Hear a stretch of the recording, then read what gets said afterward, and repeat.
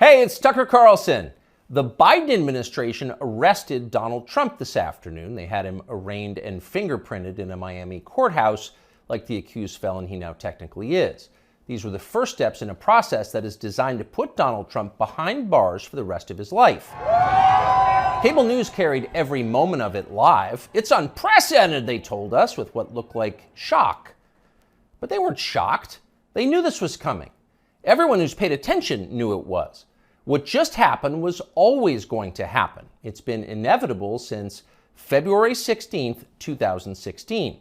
That's the day Donald Trump made a blood enemy of the largest and most powerful organization in human history, which would be the federal government.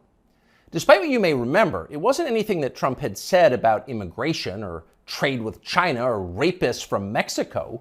Those are the stories that dominated the headlines that year. Trump's a racist, they screamed. Stop him! But inside Washington, that was just noise. None of it really rated. Identity politics doesn't mean much to permanent Washington. What matters, then and now, is foreign policy. The invasions and occupations and proxy wars. The decisions that determine which global populations will thrive and which will die. The policies that come with trillion-dollar price tags. The ones that, over time, have made the counties around D.C. the richest suburbs in the world. In Washington, that's what actually matters. And it's obvious when you look carefully. When there's a debate about anything else, for example, the debt ceiling, both sides take their assigned positions and they start yelling. But when Congress decides to start a war, no matter how foolish or counterproductive or obviously disconnected from America's core interests that war may be, when that happens, the leaders of both parties automatically jump behind it like circus clowns. And then they stay there, sometimes for decades. They defend that war relentlessly against all evidence until somebody finally rings the all-clear bell and they can begin to admit that actually, maybe it wasn't such a great idea. We meant well, but it just didn't work out. The good news is we've learned a lot of important lessons. In the end, they usually do say something like that, but only after emotions have cooled and the damning details have begun to fade from collective memory. It's an apology that's not actually an apology, much less repentance, and it's years too late to matter in any case. But until then, that's all you're getting. Until then, no dissent is allowed. That's the first rule of Washington. But somehow, Trump didn't bother to follow it. He is from out of town, so maybe he didn't know it was a rule, or maybe he just didn't care. Either way, 7.5 years later, we can point to the precise moment that permanent Washington decided to send Donald Trump to prison. Here it is. It's from the Republican candidates debate in Greenville, South Carolina. We should have never been in Iraq. We have destabilized the Middle East. They lied. They said there were weapons of mass destruction. There were none, and they knew there were none. There were no weapons of mass destruction. All right. We should never have been in Iraq, Trump said. We destabilized the Middle East. Now, by the time Trump said that, a lot of Republican primary voters were starting to reach the same conclusion. How could they not? But it was the next line that doomed Trump to today's arrest. They lied, he said. There were no weapons of mass destruction, and they knew there were none. Now, when he said that, a few in the crowd booed. Most just sat there in silence, stunned. Can he say that? Well, he said it anyway. And by saying that, he sealed his fate. That was the one thing you were not allowed to say, because it implicated too many people on both sides, which on this topic is really just one side. Hillary Clinton was guilty of it, but so was Paul Ryan. All of them were guilty. They all knew, they all lied. And to a person, they hated Donald Trump for exposing them. After that, it was pretty clear that even if he did get elected president, Trump was going to have a very hard time controlling the federal government he was supposed to be in charge of. Most of permanent Washington decided that thwarting Trump was the single most important mission in their lives. Everything depended on it. Many of them said so publicly. But others didn't say so publicly. In fact, the stealthier ones took another path. They ran toward Trump, not away from him. They sucked up to him. They ingratiated themselves with the man they intuitively understood was susceptible to flattery, which Trump is. And they did this in order to subvert his new administration from the inside. There were a number of these, and you could spot them immediately. They were flatterers. Invariably, the ones who flattered Trump the most hated him the most and disagreed the most strongly with his views. You saw them in the hallways of the White House and at press conferences. They were there slobbering over their boss with elaborate self-abasement, as if they were addressing a monarch or a god. It was a scene from the Ottoman court. It was filthy and decadent, and it was false. Mike Pence, Nikki Haley, Mike Pompeo, Lindsey Graham in the Congress. They all called Trump a visionary genius up until the moment he lost power. And then they unsheathed their real agenda, as always the neocon war agenda, and they piled on with maximum force. Here's Mike Pompeo, for example, on Fox News this morning. President Trump had classified documents where he shouldn't have had them, and then when given the opportunity to return them, he chose not to do that for whatever reason. When somebody identifies that, you got to turn them in. And so that's inconsistent with protecting America's soldiers, sailors, airmen, and Marines. And if the allegations are true, some of these were pretty serious, important documents. And so that's wrong. May future historians hoping to unlock the mysteries of late Empire Washington study that clip, because it will reveal everything. That very same Mike Pompeo, the one who's sneering at Donald Trump on TV this morning, that guy served Donald Trump as both CIA director and as Secretary of State. Those are the two most powerful jobs in the federal government. And as he worked in those jobs, Pompeo promised, in fact, he swore, to support the president's agenda. Why? Because that's the way a democracy works. You vote for a candidate in the belief that his appointees will carry out the policies that you voted for. It's not about the president, it's about you, the voter. But Pompeo didn't do that. He didn't even try to do that. In fact, he undermined Trump's often stated commitment to peace and non-intervention abroad at every turn. His every waking hour was devoted to fomenting war in some faraway foreign country or other. Iran, Syria, Russia, North Korea, the list goes on. But rather than telling Trump that he disagreed with his ideas, as a man would, Pompeo toadied up to Trump, a man he despised, in the oiliest, most over-the-top way imaginable. Ask anyone who worked in that White House at the time. Who is the appointee most likely to tell Donald Trump on a daily basis that he was handsome, virile, sleek, and powerful? Mike Pompeo. That will be the consensus answer. Those of us who saw firsthand Pompeo's relentless kowtowing will never forget it. It was indelibly repulsive. No one with self-respect could do something like that. But Mike Pompeo did it effortlessly, with relish and verve. Now, this same person is telling Fox News viewers that he fears for the safety of our military, our soldiers, sailors, airmen, and Marines, in the approved phrase, because Donald Trump took some classified documents home and didn't immediately return them to the National Archives? What a lie that is. Mike Pompeo knows that's a lie. He spent his entire life in Washington. Washington is a city where internal memos about Labor Day are classified because everything is classified. Your government has classified more than 1 billion federal documents, most of them boring and pointless and a danger to no one, and locked them away in secret where you can't see them because you may be an American citizen, but not really, and therefore you don't have the necessary clearances to know what's going on. And by the way, none of this is done in order to make America safer, any more than COVID restrictions were designed to keep you healthy. No, it's a caste system. That's the point. And you're the untouchable in this hierarchy. Mike Pompeo knows that. Everybody who works in Washington knows that. How many secret documents do you think Dick Cheney took home with him while he was running the Iraq War? How many did his wife read? She never had a clearance. We'll never know the answer because there is no chance Dick Cheney will ever be investigated or his staffers will be told to wear wires in his presence. He will never be indicted for this. Of course not. Dick Cheney is a neocon. Donald Trump is not. Dick Cheney supports war with Russia. Trump does not. That's the difference. The rest is just a distraction. The prosecution of Donald Trump is transparently political. He's literally Joe Biden's main political opponent. He's polling over 60% among Republican voters right now. So Joe Biden is doing what no president has ever dared to do. He's using law enforcement to lock up his chief rival. That's happening right now. Anyone who denies it's happening is lying to you. But actually, it's worse than that. Trump's prosecution isn't just political, it's ideological. Nobody with Trump's views is allowed to have power in this country. Criticize our wars and you're disqualified. If you keep it up, we'll send you to prison. That's the message Washington is sending. Not just the Democratic Party is sending, but both parties are sending.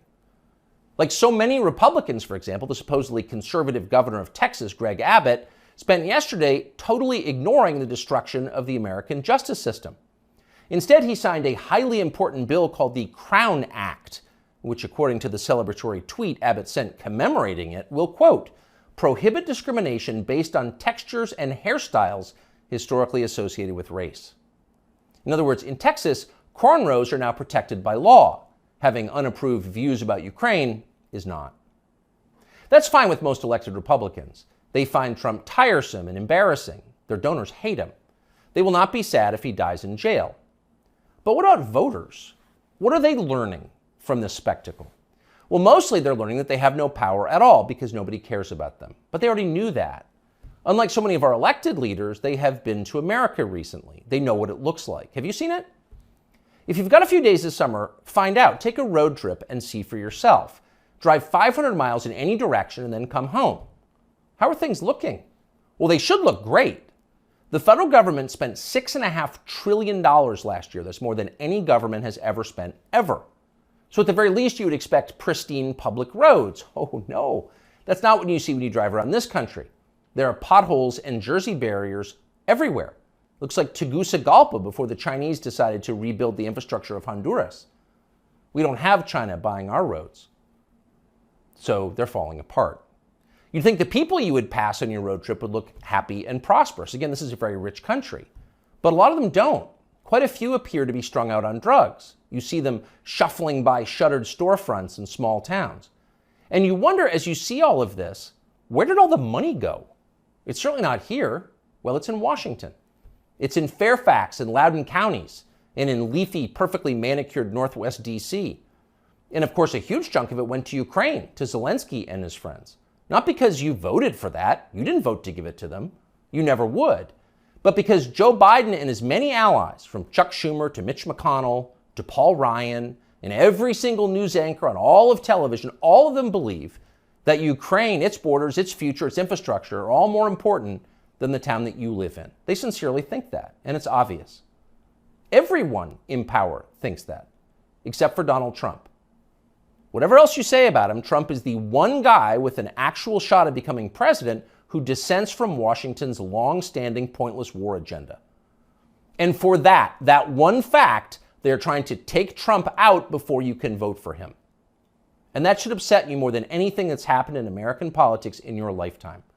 Even if you don't plan to vote for Donald Trump, even if you would die before voting for Donald Trump, which is your right, and a lot of good people feel that way, even still, the destruction of our democracy, which is the right of voters to support any candidate they want, even candidates who don't want war with Russia, the destruction of that should keep you up at night. Yes, Donald Trump is a flawed man, but his sins are minor compared to those of his persecutors. In this life, we don't get to choose our martyrs. We can only choose our principles, and America's are at stake.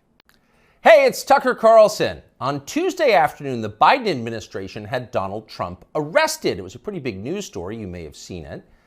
Just before 9 p.m. that night, as part of its coverage, Fox News ran 2 live video feeds next to one another. On the right, Donald Trump addressed his supporters in New Jersey. On the left, Joe Biden spoke at an event for the Secretary General of NATO in Washington. Beneath those videos at the bottom of the screen, Fox's banner read this way, quote, "Wannabe dictator speaks at the White House after having his political rival arrested." Those words were up for less than 30 seconds, but the effect was immediate. Inside Fox, the women who run the network panicked. First, they scolded the producer who put the banner on the screen. Less than 24 hours after that, he resigned. He'd been at Fox for more than a decade. He was considered one of the most capable people in the building. He offered to stay for the customary 2 weeks, but Fox told him to clear out his desk and leave immediately. Then the company issued a public apology for the 27-second-long wannabe dictator line. Quote, "The chyron was taken down immediately," Fox's PR department said, and then added ominously it was, quote, "addressed." That was all true, but it was not enough to save Fox News from the ensuing scandal. For a time in the rest of the media, Fox's assessment of Donald Trump's arrest seemed to overshadow Trump's arrest itself. Suggesting that Biden is a dictator, declared the Washington Post, quote, "crossed the line." Alexander Vindman agreed strongly. Vindman is the perennial MSNBC guest and full-time Ukraine promoter you may remember from Russiagate. On Twitter, he demanded that the Pentagon pull Fox News from all military bases. It is, quote, absolutely unacceptable for American Forces Network to carry programming that directly, spuriously, attacks the Commander-in-Chief of American Armed Forces, Vindman wrote. In other words, Joe Biden must ban all criticism of himself because that's what non-dictators do. John Cusack went further still. For the crime of calling Biden a dictator, Fox should be shut down, wrote the 80s era movie star. Quote, the government has to take away their broadcasting license, and so on. It was all over the internet. Democrats were very, very angry. But why were they angry? If the banner on Fox was false, why the hysteria? Lies don't seem to bother anyone anymore. If some cable news producer had called Joe Biden a genius or accused him of being secretly Sudanese, would anyone be yelling about it? Would Fox News have apologized for it? Probably not. But calling Joe Biden a wannabe dictator, that stung. So you've got to wonder, if you're being honest with yourself, is Joe Biden a wannabe dictator? That question came up yesterday at the White House briefing. Here's how it went. Last night, Fox News ran a chyron that referred to the president as a wannabe dictator, and I'm wondering if the White House has any comment on that. So look, there are probably about 787 million things that I can say about this that was wrong about what we saw last night, but I don't think I'm going to get into it. There's no comment the White House has on I think I just commented. Oh, no comment necessary. Of course Joe Biden's not a wannabe dictator. Just because he's trying to put the other candidate in prison for the rest of his life for a crime he himself committed doesn't mean he has a totalitarian impulse. Come on, that's absurd. It takes a lot more than jailing your political rivals to earn the title wannabe dictator. That's the consensus in Washington tonight. And in some ways, for once, the consensus may be right. It is not a small thing to be a wannabe dictator. It's quite a process. There are a lot of steps. First off, there is the money. The one thing that all dictators have in common is they enrich themselves and their families, their tribe, even as the countries they govern grow steadily poorer and more desperate. They take kickbacks from businesses and from other dictators. They use the official functions of their government to funnel cash to themselves. They don't bother to hide the fruits of this. They live in garish mansions with big lawns, far from the teeming cities, even as their own citizens languish in growing poverty, in some cases literally living in tents on the street. So they don't really hide it, it's all pretty blatant, and ordinary people resent it. Of course they do, and wannabe dictators know they resent it, but they don't care. There's nothing the population can do about it in a dictatorship. It's no longer possible to fight injustice in a system like that. People can't gather in large numbers to protest the rule of the dictator. If they try that, they'll be arrested by his state security services, even years after the fact. A visit from men in body armor at the breakfast table. That happens. And if citizens persist in believing they can gather in groups to protest, they may be shot to death, a bullet to the throat. And then, just to make the humiliation complete, to make the lesson gin clear to everyone else watching, their relatives can be arrested for daring to complain that their children were killed for complaining. That actually happens in some places. Ask Ashley Babbitt's mother. Here she is in handcuffs. You murdered her inside the Capitol, now you're going to arrest her? Come out of there. 101, have a transport response. Sidewalk. So don't be like Ashley Babbitt's mother, much less like poor Ashley Babbitt. She's dead now. That's the message a wannabe dictator would send. And by the way, it's not just public protest that would be banned in a dictatorship. You wouldn't be allowed to complain from your own home. Unauthorized opinions expressed on the internet would be censored. Go too far, press too deep, tell too much truth, and they'll just erase your opinions. They have no choice, really. It's a matter, as they say, of trust and safety. You must trust the leader, or else you will jeopardize his safety. Not that you really can jeopardize his safety at this point. The leader has nuclear weapons, and you don't. He'll remind you of that from time to time. And in any case, you're in the process of being disarmed anyway, along with everyone else who has shown questionable loyalty to the leader. Those who support the regime can keep their weapons and use them freely, including on public transportation. That's a core civil right for them. But for those who dissent from the program, self-defense is an unaffordable privilege, Turn in your guns, Mr. and Mrs. Peaceful Opposition. You're a danger to society, and we know who you are. And in fact, the wannabe dictator does know who they are because he knows everything. Technology has made him all-seeing. A report in Wired magazine just this week revealed that the highly non-dictatorial Biden administration is busy tracking the phones of millions of Americans without their knowledge and without bothering to get a warrant. And at the same time, the same non-dictatorial administration is stockpiling a massive trove of damaging information about these same Americans, to be used at some point, we are sure, for entirely noble purposes. So the administration now knows everything: where you spend your days, who you talk to, what you think, your porn habits. Not a big deal.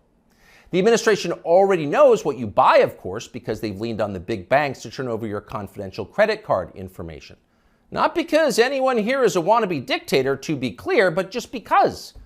It's nice to have that information, just in case, in the words of the Fox News PR department, a situation arises that needs to be, quote, addressed. It's all totally normal. It's not a dictatorship, okay? But in the end, the main reason you know Joe Biden is not a wannabe dictator is because he just does not fit the profile as a man. Dictators have that look. You know one when you see one. Dictators build cults of personality around themselves, and they use those cults to deny the glaringly obvious. In his later years, to name just one example, North Korean dictator Kim Il-sung developed an enormous baseball-sized tumor on the back of his neck. It was huge. It was grotesque. It was right there. You couldn't ignore it. You couldn't possibly not see it. But in North Korea, state media did ignore it. They pretended it didn't exist. And so, in some important sense, it didn't. If a tumor grows on a neck but no one acknowledges it, is it really there? Thankfully, nothing like that is happening in our country or ever will. If Joe Biden ever developed some profound physical or medical problem that was obvious to everybody, journalists would say something. This is not North Korea. We don't have state media here. If Joe Biden was, say, incapable of completing a full sentence, or mistook his sister for his wife, or suddenly started falling down in public for no reason, the New York Times would report on that and then get to the bottom of what was actually happening. That would be its duty in a free country like ours. It's not like they would cover it up. The very idea of a cover-up sounds like a conspiracy theory, a dangerous one, actually, so stop it. And by the way, if Joe Biden was a wannabe dictator, he'd have the family to match. All dictators do. Saddam Hussein had Uday and Qusay. They were princelings who lived above the law, indulging their most decadent fantasies with total confidence they would be never held to account by the police. As the sons of a dictator, they knew they could do exactly what they wanted, and so that's what they did. There's no one like that around Joe Biden. He doesn't have weird sex scandals at the heart of his family that no one in the media will ever talk about. He doesn't have a ne'er-do-well former nightclub-owning brother who's made a living for 30 years by being related to him. Not at all. That's dictator stuff. Joe Biden doesn't award ridiculous inflated titles to his relatives that the media are then required to take seriously. He doesn't call people doctor who didn't go to medical school and then force you to nod along like it's real when everyone knows it isn't. Nicolae Ceausescu did that with his wife, Elena. Joe Biden would never do that. Nor does Joe Biden dress like a dictator. He doesn't do photo ops in mirrored sunglasses driving a sports car to convince you that he isn't frail and senile, but instead powerful, virile, and wise. That's just not his style. If Joe Biden was a dictator, he'd be wearing epaulets and carrying a tasseled riding crop, and he isn't yet, so calm down. If he was a dictator, Biden's speeches would look like Nuremberg rallies, a blood-red backdrop, armed soldiers by his side, screaming about crushing his eternal enemies. Honestly, Biden did come close to that one time last September at a speech in Philadelphia. But it wasn't in any sense dictatory. It was necessary. As MSNBC assured us at the time, quote, Biden aimed to showcase his faith in the military apparatus and its ability to back the democratic order. See, it was about democracy, not dictatorship. No cause for alarm. He is not a dictator. A dictator would stockpile ammunition for his own bureaucrats, including his tax collectors. He'd redefine the legal code to make disloyalty to the regime the most serious crime. He'd claim dominion over the most intimate parts of his citizens' lives. He'd define what attitudes they were allowed to have about sex and religion and how to raise their families. He would even, in his final grandiose stage of dictatorship, claim ownership of their children. And Joe Biden wouldn't do that. And to prove he would never do that, Biden just this week released this video. These are our kids. These are our neighbors. Not somebody else's kids, they're all our kids. And our children are the kite strings that hold our national ambitions aloft. It matters a great deal how we treat everyone in this country. LGBTQ Americans, especially children, you're loved, you're heard, and this administration has your back. See? Joe Biden isn't saying your children belong to him like a dictator would. He's saying something very different from that. He's saying America's children are, quote, our children. Not his alone, ours. You share your children with Joe Biden evenly, right down the middle, with alternating weekends. You've got joint custody with Joe Biden, and you can thank heaven that you do. A nation is like a family. Every family has a head, a father. That's Joe Biden, our nation's father. And this, ladies and gentlemen, is now his fatherland. Just don't call it a dictatorship, or we'll have to issue a statement disavowing you. Is not trying very hard. But the school's athletic program can claim at least one important footnote to history. In 1975, its football roster contained two names that you will recognize even now, Mark Milley and Richard Levin. Milley is now the chairman of the Joint Chiefs of Staff. Levin, of course, is our country's most famous admiral. Both transitioned late in life into overweight middle-aged women. Both wound up working as high-level officials in the Joe Biden administration. Their teammates at the all-boys school in Boston probably wouldn't have predicted any of that. Here's what Rick Levin looks like now from a video he just posted on Instagram. Hello, my name is Admiral Rachel Levine, and I have the honor of being the Assistant Secretary for Health at the United States Department of Health and Human Services. Happy Pride. Happy Pride Month, and actually, let's declare it a summer of pride. Happy Summer of Pride. Happy Summer of Pride!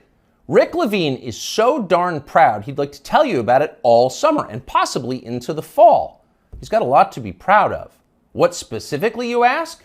Well, strangely, he doesn't say, nor does he mention his former wife or children. He doesn't tell us whether they're proud too. Since none of them have been invited onto the Today Show to talk about their feelings, we're going to have to guess. For now, we're going to assume that his former family is proud, and why wouldn't they be? Few Americans in our history has come as far as Rick Levin. Here's a fat guy in a Halloween costume who somehow became a federal health minister. Not a small thing, you try that. Not too long ago, this same man was a married pediatrician with kids, lecturing about eating disorders at Penn State. Now he's emerged as a path-breaking Lady Admiral with medals on his chest. And he did all of that without winning a single naval battle, or even being female. It's pretty inspiring. What we have here is living proof that in this country, you really can be whatever you want to be. If Rick Levin can become Admiral Rachel, why can't you be Napoleon? Or Lord Mountbatten, the last Viceroy of India? Ever see that guy's uniform? Or why not Shaka, the legendary Zulu war chief? You could bring your assegai and leopard hide shield to work at Deloitte and no one would be allowed to say a word about it. The HR department would have your back. Unfortunately, you can't actually do any of that. The point of Rick Levin's amazing transformation is not to free you from the inflexible husk that you were born in so that you can be more fully yourself, whatever you decide that is. No, that's not the point. Rick Levin's personal journey has nothing to do with you. It's about him. It's his journey. Your fantasies about becoming something totally new and different have not been approved yet. In fact, they're weird. Shaka, the Zulu war king? Come on, that's racist. Shut up and be proud of Admiral Rachel. I, Rachel L. Levine. She's the one who has smashed glass ceilings. You just got some kind of weird fetish. So actually, now that we're saying this out loud, it's pretty clear that Rick Levin has no interest in liberating you from anything. This is not about liberation. It's just the opposite. It's just another religious war, same as all the others. The people who think they're God versus everybody else. In primitive civilizations, which would include every civilization since the beginning of time until ours, people assumed there were rules that no human being made, but that people could ignore only at their peril, at great risk. Some called these rules nature, or natural law, or even, as societies advanced, theology. But most of the time, people didn't call them anything. They didn't have to. There wasn't a debate about whether the rules were real. People assumed there were consequences to pretending that you were God. They thought Sodom and Gomorrah were real places. They were destroyed for disobedience. They imagined the same thing could happen to them. Not anymore. Rick Levin doesn't worry about being punished by forces he can't see. He knows he's in charge. He makes the rules. He sets the limits. Reality is what he says it is. That's his view, and he shares it with virtually everybody else in a position of authority in the United States. That's a pretty bold bet, really. For 7 million years, human beings have believed one thing, presumably based on some evidence. Around 2015, they became convinced of something completely different. Are they right? It feels like we're going to find out soon. Đây, lên chút xíu này này. Ok, chụp mình ngồi đâu, ngồi đây. Thì bây giờ anh em cứ ngồi xuống đi, xếp vị trí mình ngồi mình nói chuyện trước nè. Ông ngồi ghép kia làm sao đâu. Ông làm bật xuống cái này. Ông ngồi đi. Lại với sọ đây. Đây, coi Tinh. Đây. Thu ngồi nè. Ngồi cũng vậy Thu, tao coi dưới cái Thu đi. Ok, chỗ tốt Thu à, mày cứ thôi má lên, mày phải tự tin lên. Hiểu không? Đấy. Rồi. Tự tin cho tôi lúc nào tự tin. Anh em thấy được kìa đấy, anh em thấy không? Giờ cái xô nước ở trên đây đó, xô nước bỏ ở đây uống nước đó. Đầu còn bên đây từ đó mình cắm cho cái cá bộ sạc đồ đó cho nuôi cái máy đồ chứ. Không ai lấy ra anh vừa hấu nè, khỏi luôn em. Đập đi. Từ từ chứ mày nôn vậy Thu mày đói hay ý mày đói hay sao? Vừa hấu thì hấu nó làm sao? Héo. Giờ là mấy ông như muốn cái chân muốn lên đây sao kìa. À xíu kìa xíu nữa không có đâu sợ vậy. Đây cũng ngọc bình thường đấy mày. Ai cũng chuyện ngồi đó bắt cứ tôi đang không sao mà sao nhá, không sao mà sao không đang ngồi đi. Còn mình nói với các bạn này, dù các bạn mà thích anh em mình làm cái chủ đề như thế nào thì mọi người cứ nói với nhóm của mình, thì mọi người nhóm mình sẽ gọi là hết sức ok. Cô này là còn cái tí nó còn kéo lại. Chụp tấm hình kỷ niệm coi. Là quen ngang vậy. Quen máy búa xuống giờ. Thì dọn dẹp đồ đạc đi. Đồ đó mình đóng như là một cái búa đó. Chụp mấy tấm hình kỷ niệm đã. Đỡ lỡ Thu nó rớt xuống đồ rồi còn có cái đồ gì nói ông mà về nó chứ. Cái photo đã làm thờ. Đấy, như ngay. Đấy, đẹp đấy, có cái đồng hồ luôn rồi. Ai gọi trời. Alo. Dạ vâng ạ.